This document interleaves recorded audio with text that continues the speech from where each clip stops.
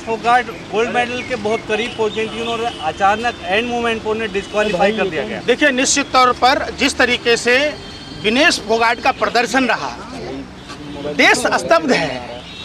और जिस तरीके से लग रहा था कि एक गोल्ड मेडल तो भारत के लिए पक्का है, और जिस तरीके से लोगों ने सोशल मीडिया में कैंपेन किया उनके पक्ष में, और खास करके मोदी जी और ब्रजभूषण शरण सिंह से सवाल पूछ रहा था, अचानक ऐसी खबरें आई कि पूरा देश स्तब्ध सा हो गया।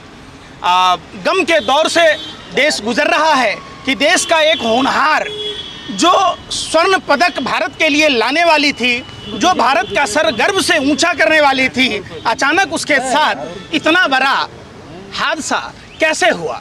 सबसे बड़ा, सुनिए ना, सबसे बड़ा सवाल क्या उठता है, जो IOA के संरक्षण में जिसके अध्यक्ष PT उषा जी हैं, उनको जवाब देना होगा। इसलिए कि जब खिलाड़ियों का वजन 50 किलोग्राम तक ही तय है, और ये तो सबको मालूम है, तो अचानक सा वजन का बढ़ना डाइटिशियन क्या कर रहा था, सबसे बड़ा सवाल है। डाइटिशियन के ऊपर सब उसका पॉलीग्राफ टेस्ट होना चाहिए। कहीं एक साजिश, षड्यंत्र और प्रयोग के तहत इस तरीके की घटना को अंजाम तो नहीं दिया गया, क्योंकि ये देश के साथ खिलवाड़ है।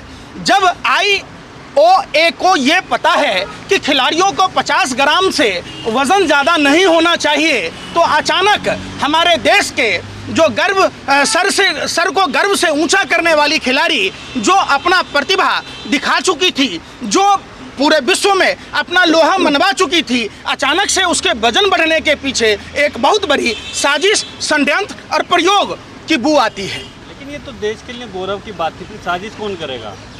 बहुत सारे लोग बैठे हैं। जब गोरे अंग्रेज शासन करते थे हिंदुस्तान में, तो देश लूटने वाले कोई दूसरे नहीं थे, उन्हीं की नाजायज औलादे थे, जो राय बहादुर बनते थे, जो जमींदार बनते थे। जो आप भगत सिंह के खिलाफ गवाही किसने दी? आज भी दिल्ली का सुजान सिंह पार्क है, मॉडर्न स्कूल है, एटलस साइकिल है। तो देखिए, गद्दारों की टोली हमेशा से रही है। हम कमजोर नहीं हैं। भारत आज भी विश्व में अपना डंका बजा सकता है, लेकिन कुछ चंद ऐसे मुट्ठी भर लोग हैं जिसके कारण भारत की ये स्थिति है। अखिलेश यादव कह रहे हैं कि इसकी जांच हो पूरी तरीके से। बिल्कुल 100% जांच होना चाहिए। देखिए, सबसे पहले तो खिलाड़ी को मेंटेन करना होता है। खिलाड़ी के ऊपर क्या बीत रहा होगा, ये आप सोच रहे होंगे। उनका सपना था, वो अपनी माँ से बात कह रहे मैं देश के लिए गोल्ड मेडल लाऊंगी, गोल्ड मेडल लाऊंगी। खूब अपने पूरे जोश खरोश के साथ उनके शरीर में देश के गर्व के साथ साथ ऊर्जा भरा हुआ था। अपनी माँ से जब बात कर रही थी तो लग रहा था कि उनके बस में नहीं था, नहीं तो उसी समय गोल्ड मेडल लेके आ जाती। इतना होनहार खिलाड़ी के साथ आखिर ऐसा क्या हुआ? क्या IOA को ये नहीं पता था कि 50 किलोग्राम से ज़्यादा वजन नहीं होना चाहिए? इसमें डाइटिशियन की पॉलीग्राफ टेस्ट होना चाहिए, नार्को टेस्ट होना चाहिए। हमें इसमें साजिश की बू आ रही है, इसमें एक षड्यंत्र प्रयोग की बू आ रही है। निश्चित तौर पर देश स्तब्ध है, देश शर्मसार है, और हम विनेश फोगाट के साथ खड़े हैं। विनेश फोगाट जी, आप पूरे देश के लिए गर्व की बेटी हैं। जिस तरीके से देश में, यही बात मोदी जी ने कही है। मोदी जी अगर कहे होते, मोदी जी ने तो बहुत बातें कही, लेकिन सब कोई मुंह से बोलता है। वो कहाँ से बोलते हैं? गांव में कहा जाता है पिछवाड़े से बोलते हो क्या?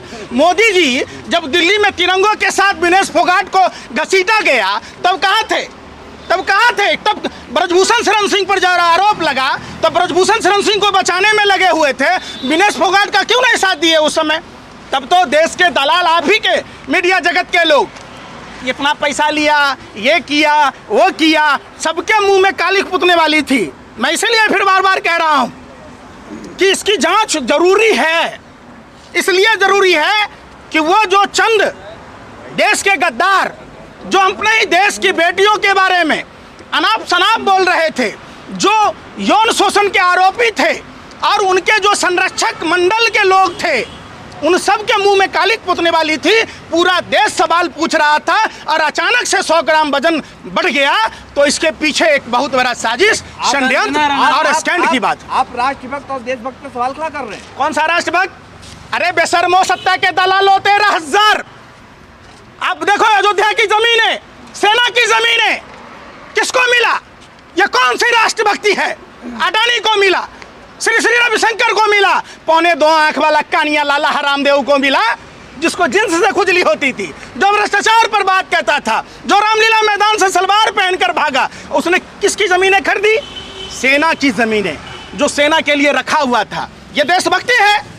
सेना के नाम की जमीन जो डिफेंस के लिए यूज होनी थी, उसको भाजपा के लोगों ने अडानी, 2.25 आंख वाला कानिया लाला हरामदेव और श्री श्री रविशंकर के हाथों में दे दिया। तो ये कौन सी देशभक्ति है? और ये कैसी देशभक्ति है? ये देशभक्त नहीं है, ये देश के गद्दार हैं जो अपने ही मुल्क को बर्बाद कर रहे हैं। आज बांग्लादेश की स्थिति ऐसी क्यों हुई? सिर्फ मोदी जी जैसे तानाशाही के कारण।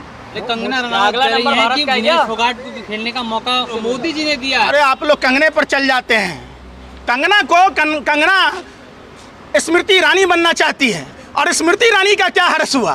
कंगना को लाया ही इसलिए गया है कि जो झूठ मोदी जी खुद नहीं बोल पाते, वो कंगना, अनुराग ठाकुर, परवेश साहिब सिंह वर्मा, रमेश बदूरी, गिरिराज सिंह, निशिकांत दुबे जैसे लोग जो 2 कोरी के लोग हैं। आपने देखा होगा निशिकांत दुबे कह रहे थे बांग्लादेशी घुसपैठिए झारखंड में आ गए। अरे खुद मोदी जी ने, जो झारखंड में बिजली उत्पादन होता है, झारखंड के लोग अंधेरे में जीने को मजबूर हैं, लेकिन वो बिजली बांग्लादेश को बेच दी गई। क्यों? आप बताओ। और बांग्लादेश के घुसपैठी अगर भारत में प्रवेश करते हैं तो खुद प्रधानमंत्री मोदी ने कहा था आज सरहदों की सुरक्षा केंद्र सरकार के जिम्मे है। तो प्रधानमंत्री जी आप जवाब दीजिए, आप कहा करते थे भाइयों बहनों मित्रों, सरहदों से घुसपैठिए आते हैं, दिल्ली में बैठा प्रधानमंत्री निकम्मा है, कमजोर है। तो कैसे आया? निशिकांत दुबे पूछ रहा है। जिस टीम का कैप्टन ही झूठल्लर हो, बहुरुपिया हो, नौटंकीबाज हो, तो उसके बाकी टीम के लोगों का क्या कंगना जी पर्दाफाश कर रही है, कह रही है कि भाई नशा करके राहुल जी आ जाते हैं संसद में, तो इसलिए। अच्छा हाँ। कंगना जी कौन सी नशा करती हैं? दिखाऊं वीडियो? आपकी दीदी कौन सी नशा करती है? इंजेक्शन लेती है, भूल गए आप? पहले अरे यार फिर ऐसी बात। हाँ। और उन्होंने जो बयान दिया था, देखिए जिसके पास जो रहेगा, एक शराबी शराब की ही बात करेगा, एक गजेरी गजेरी की बात करेगा, एक ड्रगिस्ट जो ड्रग का सेवन करती है वो ड्रग की ही बात करेगी। उसके पास तो कुछ है ही नहीं। और कहिए तो मैं वीडियो दिखा दूं, वो खुद ही कहती हैं। क्या गुमराह करने वाले कांग्रेस का राहुल गांधी जाति नहीं बताते, नहीं जाति पूछते यार। हाँ। आपके यहाँ आप एक बात बताओ, आप स्मृति ईरानी जी के बच्चों से पूछ लेते जिनका गोवा में बार है। अरे एक ही परिवार के 2 लोग हैं, वरुण गांधी जी और राहुल गांधी जी, दोनों चचेरे भाई हैं। तो आप वरुण गांधी से पूछने की सवाल नहीं होती, नहीं तो चमेटा मारते हो। अब राहुल गांधी जी चूंकि शरीफ हैं तो आप सवाल पूछ रहे हो। अरे राहुल गांधी जी की जाति त्याग की जाती है, राहुल गांधी जी की जाति बलिदान की जाति है। कोई भाजपा में ऐसा माइका लाल जिसने अपने बाप के चित्रे देखे हो? कोई है भाजपा आरएसएस में ऐसा नेता जिसने अपने दादी के सीने पर 36 गोली खाते हुए देखा हो? बता दिए संघी क्या जाने, जो मर्द थे वो जंग में गए, जो नामर्द थे वो संघ में गए। और इसीलिए कहा जाता है जितने मर्द थे देश के क्रांतिकारी योद्धा, जिसने गोरे अंग्रेजों से 2-2 हाथ किया, ये क्या जाने संघी, ये नामर्द नपुंसक लोग क्या जाने जो गोरे अंग्रेजों से माफी मांगते थे।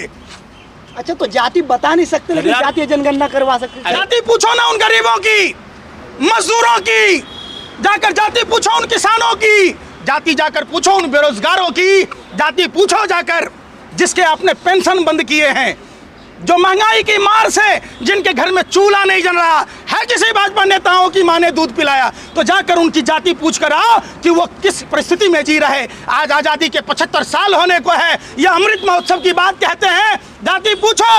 आप कहीं डबल इंजन की सरकार में महिला से रेट पूछा जाता है कि तुम्हारा रेट क्या है, बताओ।